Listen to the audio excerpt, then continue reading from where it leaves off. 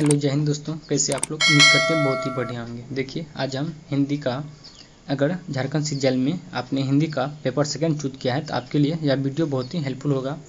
देखिए आज हम इस वीडियो में ये जो बुक है, इस बुक का चैप्टर नंबर 2 देखेंगे, जिसमें दिया हुआ क्या, भाषा के विभिन्न रूप। देखिए इस चैप्टर में जो है इसका महत्वपूर्ण ऑब्जेक्टिव दिया हुआ 76 ऑब्जेक्टिव है।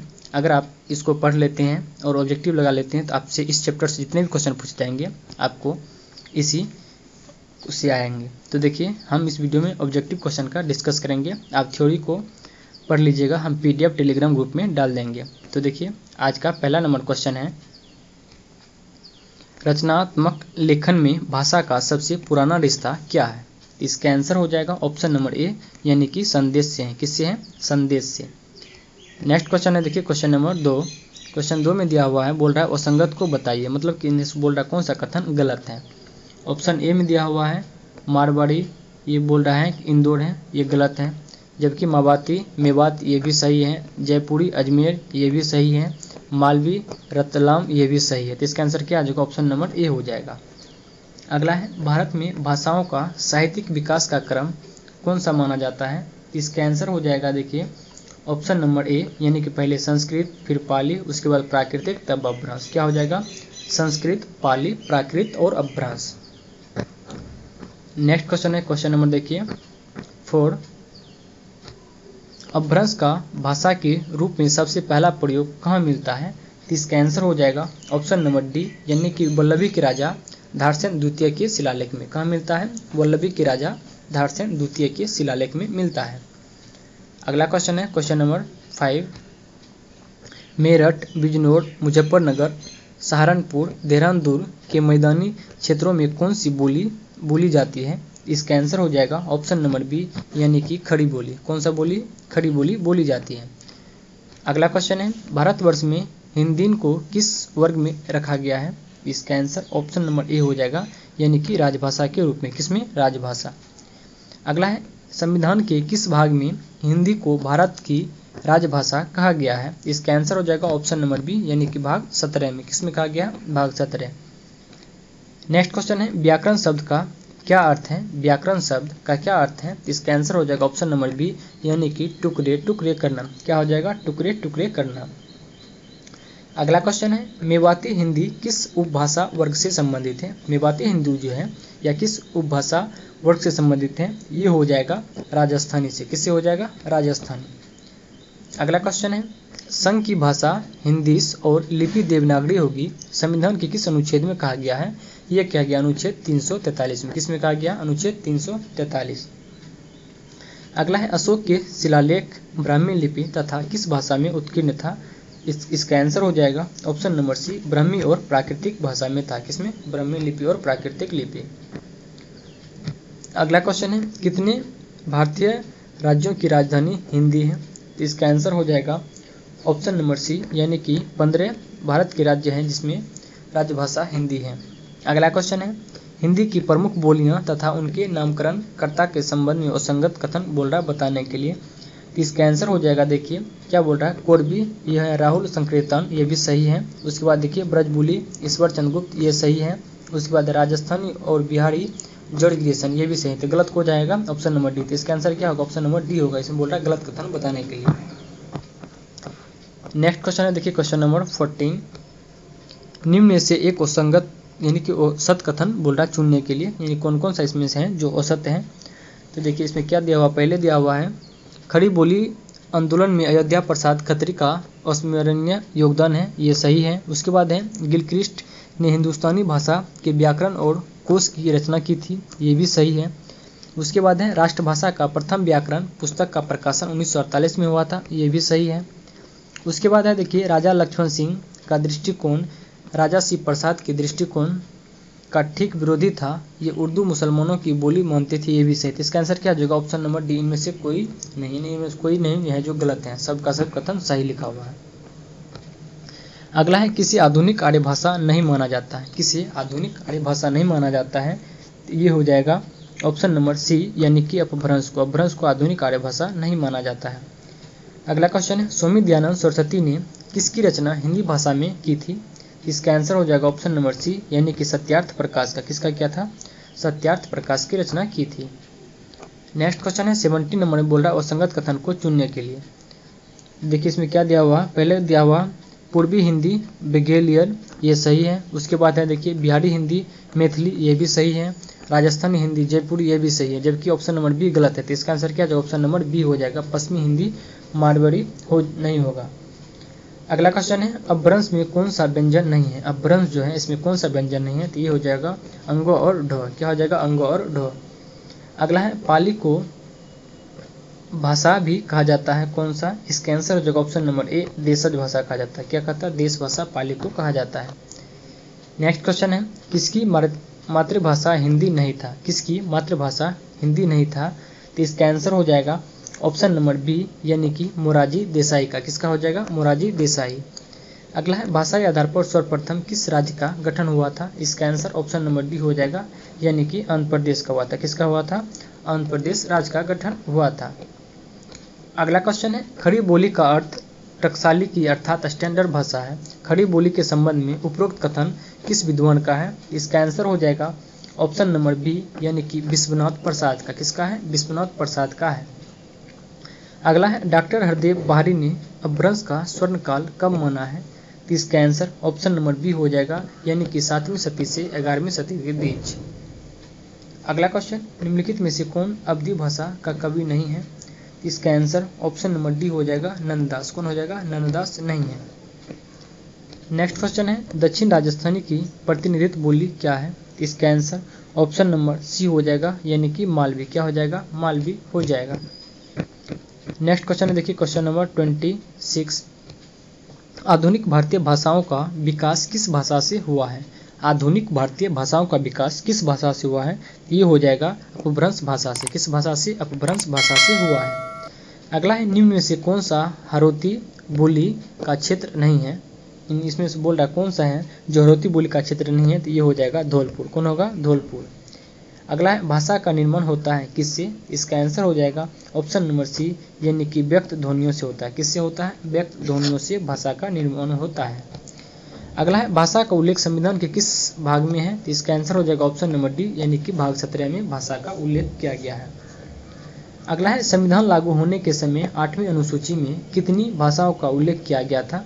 संविधान लागू होने के समय में 14 भाषाओं का उल्लेख किया गया था। तो इसका आंसर क्या जाएगा? ऑप्शन नंबर बी हो जाएगा। अगला क्वेश्चन है संविधान की किस अनुसूची में 22 भाषाओं का उल्लेख है? तो ये हो जाएगा किस में? 8वीं अनुसूची में 22 भाषाओं का उल्लेख है। वर्तमान में कितनी भाषा है? 22 भाषा है। अगला क्वेश्चन है 21वां संविधान संशोधन द्वारा 8वीं अनुसूची में किस भाषा को जोड़ा गया है? तो इसका आंसर हो जाएगा ऑप्शन नंबर ए, यानी कि सिंधी भाषा को जोड़ा गया है। अगला है 71वें संविधान संशोधन द्वारा 8वीं अनुसूची में किस भाषा को जोड़ा गया है? ये हो जाएगा नेपाली, मणिपुरी, कोंकणी सभी को जोड़ा गया है। तो इसका आंसर क्या जाएगा? ऑप्शन नंबर डी हो जाएगा। नेक्स्ट क्वेश्चन है क्वेश्चन नंबर 34, 92वां संविधान संशोधन द्वारा 8वीं अनुसूची में किस भाषा को जोड़ा गया है? 4 को भाषा को जोड़ा गया था। कौन कौन? बोडो, डोगरी, मैथिली, संताली। तो इसमें क्या जाएगा? इसका सभी आंसर हो जाएगा, सभी भाषा को जोड़ा गया है। अगला क्वेश्चन है संसद में प्रयोग की जाने वाली भाषा का उल्लेख संविधान के किस अनुच्छेद में है? संसद में प्रयोग की जाने वाली भाषा को उल्लेख अनुच्छेद 120 में है। किस में है? अनुच्छेद 120 में है। अगला है राज्य विधानमंडल में प्रयोग की जाने वाली भाषा का उल्लेख संविधान के किस अनुच्छेद में है? तो ये हो जाएगा अनुच्छेद 210 में।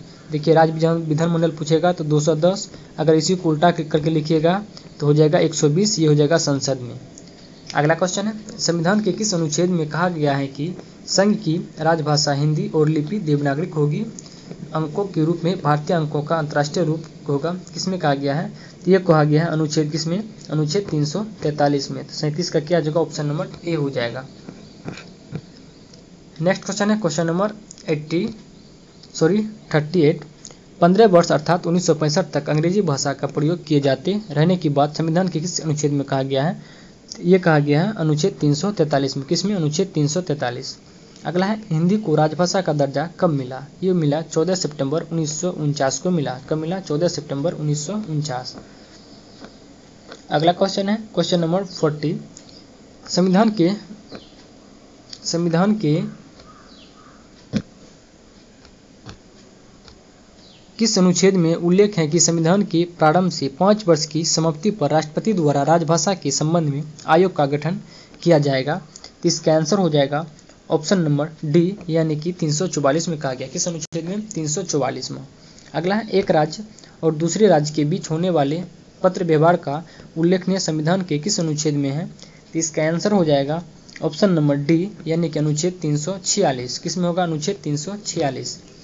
अगला है, किस राज्य द्वारा राज्य की दूसरी भाषा घोषित करने का उपबंध संविधान के किस अनुच्छेद में किया गया? किसी राज्य के द्वारा राज्य की दूसरी भाषा घोषित करने का उपबंध किस अनुच्छेद में किया गया है? ये हो जाएगा अनुच्छेद 347 में। किसमें? अनुच्छेद 347। अगला है, उच्च न्यायालय और उच्चतम न्यायालय की भाषा का उपबंध संविधान के किस अनुच्छेद में है? इसका आंसर ऑप्शन नंबर बी हो जाएगा अनुच्छेद 348 में। किसमें है? अनुच्छेद 348। अगला क्वेश्चन है, राजभाषा संबंधी कोई विधेयक राष्ट्रपति के पूर्व मंजूरी के बिना पेश नहीं की जा सकती। राष्ट्रपति भी आयोग की सिफारिश पर विचार करने के बाद मंजूरी दे सकेगा। संविधान के किस अनुच्छेद में इस बात का उल्लेख है? इसका आंसर हो जाएगा ऑप्शन नंबर ए, अनुच्छेद 349 में। किसमें उल्लेख है? अनुच्छेद 349 में उल्लेख है। अगला क्वेश्चन है, भाषाई अल्पसंख्यक वर्गों के लिए प्राथमिक स्तर पर मातृभाषा में शिक्षा सुविधाएं उपलब्ध कराई जाए, इस बात का उल्लेख संविधान के किस अनुच्छेद में है? ये हो जाएगा अनुच्छेद 350 में। किसमें है? अनुच्छेद 350 में उल्लेख है अल्पसंख्यक वर्गों के प्राथमिक स्तर मातृभाषा का। अगला है, भाषा विषयक उपबंध किस में है? इसका आंसर हो जाएगा ऑप्शन नंबर डी, यानी कि अनुच्छेद 120 में संसद में, अनुच्छेद 210 विधानमंडल में और 8वीं अनुसूची में है। तो इसका आंसर का जो ऑप्शन नंबर डी हो जाएगा। नेक्स्ट क्वेश्चन है, सन 1955 में प्रथम राजभाषा आयोग का गठन किसकी अध्यक्षता में किया गया? इसका आंसर हो जाएगा ऑप्शन नंबर ए, यानी कि बीजी खेर की अध्यक्षता में किया गया। किसके? बीजी खेर की अध्यक्षता में। अगला क्वेश्चन है, क्वेश्चन नंबर 48, सन 1957 में संसदीय राजभाषा समिति का गठन किसकी अध्यक्षता में किया गया था? इसका आंसर हो जाएगा ऑप्शन नंबर बी, यानी कि जीबी पंत। किसकी? जीबी पंत की अध्यक्षता में किया गया। 1955 पूछेगा तो बीजी खेर और 1957 पूछेगा तो जेबी पंत।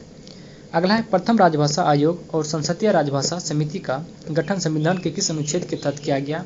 इसका आंसर ऑप्शन नंबर डी हो जाएगा, यानी कि अनुच्छेद 344 में कहा गया। नेक्स्ट क्वेश्चन है, क्वेश्चन नंबर 50, किस अनुच्छेद में कहा गया है कि संघ का यह कर्तव्य होगा कि वह हिंदी भाषा का प्रसार बढ़ाए? इसका आंसर ऑप्शन नंबर बी हो जाएगा, अनुच्छेद 351 में कहा है कि राजभाषा का प्रसार करने के लिए।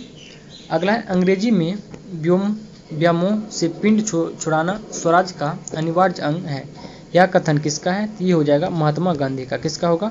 महात्मा गांधी का। नेक्स्ट क्वेश्चन है, क्वेश्चन नंबर 52, सन 1955 में गठित प्रथम राजभाषा आयोग में सदस्यों की कुल संख्या कितनी थी? इसका आंसर हो जाएगा ऑप्शन नंबर डी, यानी कि 21। कितना सदस्य था? 21। अगला है, राजभाषा अधिनियम 1963 में कुल कितनी धाराएं हैं? इसका आंसर ऑप्शन नंबर ए हो जाएगा, कुल 9 धाराएं थे। कितने? कुल 9। अगला है, राजभाषा संकल्प कब पारित हुआ था? राजभाषा संकल्प जो है यह कब पारित हुआ था? यह हुआ था 1968 में। कब पारित हुआ था? 1968 में पारित हुआ। अगला है, राजभाषा नियम कब बना? राजभाषा जो है यह नियम कब बना था? यह नियम बना था 1976 में। अगला है, किस में केंद्रीय सरकार के कार्यालयों को 3 वर्गों में बांटा गया है? इसका आंसर हो जाएगा राजभाषा अधिनियम 1976 में। किसमें? राजभाषा अधिनियम 1976। इसका आंसर क्या होगा? ऑप्शन नंबर ए हो जाएगा। नेक्स्ट क्वेश्चन है, हिंदी को संघ की राजभाषा बनाने का जो प्रस्ताव संसद में पारित हुआ उसके प्रस्तावक कौन थे? इसका आंसर ऑप्शन नंबर डी हो जाएगा, यानी कि गोपालास्वामी अयंगर। कौन थे? गोपालास्वामी अयंगर। अगला है, निम्नलिखित में से केंद्रीय सरकार के कार्यालयों का अनुपयुक्त विभाजन है कौन से कौन, कहाँ से कहाँ तक? इसका आंसर हो जाएगा ऑप्शन नंबर डी, यानी कि घ वर्ग क्षेत्र। कौन हो जाएगा? घ वर्ग क्षेत्र हो जाएगा। अगला है, क वर्ग क्षेत्र में कौन कौन से राज्य आते हैं? ये हो जाएगा उत्तर प्रदेश, मध्य प्रदेश और राजस्थान, ये सभी आते हैं। नेक्स्ट क्वेश्चन है, क्वेश्चन नंबर 60, ख वर्ग के क्षेत्र में कौन सा राज्य आते हैं? ये हो जाएगा पंजाब, महाराष्ट्र, गुजरात, इनमें से सभी हो जाएगा। देखिए, गो वर्ग में कौन कौन आते हैं? पश्चिम बंगाल, उत्तर पूर्वी क्षेत्र, उड़ीसा और सभी। अगला है, साहित्य अकादमी की स्थापना कब हुआ? साहित्य अकादमी जो है इसका स्थापना कब हुआ है? ये हो जाएगा 1954 में। कब हुआ? 1954। अगला क्वेश्चन है नेशनल बुक ट्रस्ट की स्थापना कब हुआ। नेशनल बुक ट्रस्ट की स्थापना कब हुआ, तो ये हो जाएगा 1957 में हुआ। कब, 1957। अगला है वैज्ञानिक तथा तकनीकी शब्दावली आयोग की स्थापना कब हुई थी, तो इसका आंसर ऑप्शन नंबर बी हो जाएगा 1961 में। कब हुआ, 1961। अगला क्वेश्चन है केंद्रीय हिंदी निदेशालय की स्थापना कब हुई। केंद्रीय हिंदी निदेशालय की स्थापना कब हुई थी, ये होगा 1960 में। अगला है केंद्रीय अनुवाद ब्यूरो की स्थापना कब हुई, इसका आंसर हो जाएगा ऑप्शन नंबर सी 1971। अगला है राजभाषा विभाग की स्थापना कब हुई, इसका आंसर ऑप्शन नंबर ए हो जाएगा 1975 में हुआ राजभाषा विभाग की स्थापना। अगला है केंद्रीय अनुवाद ब्यूरो किस मंत्रालय के अधीन कार्य करता है। केंद्रीय अनुवाद ब्यूरो किस मंत्रालय के अधीन कार्य करता है, ये हो जाएगा गृह मंत्रालय। किसके, गृह मंत्रालय के अधीन। अगला है साहित्य अकादमी किस मंत्रालय के अधीन है। साहित्य अकादमी जो है यह हो जाएगा शिक्षा मंत्रालय के अधीन। राजभाषा विभाग किस मंत्रालय के अधीन है। राजभाषा विभाग ये हो जाएगा गृह मंत्रालय के अधीन हो जाएगा राजभाषा मंत्रालय। अगला क्वेश्चन है नेशनल बुक ट्रस्ट किस मंत्रालय के अधीन है। नेशनल बुक ट्रस्ट ये हो जाएगा शिक्षा मंत्रालय।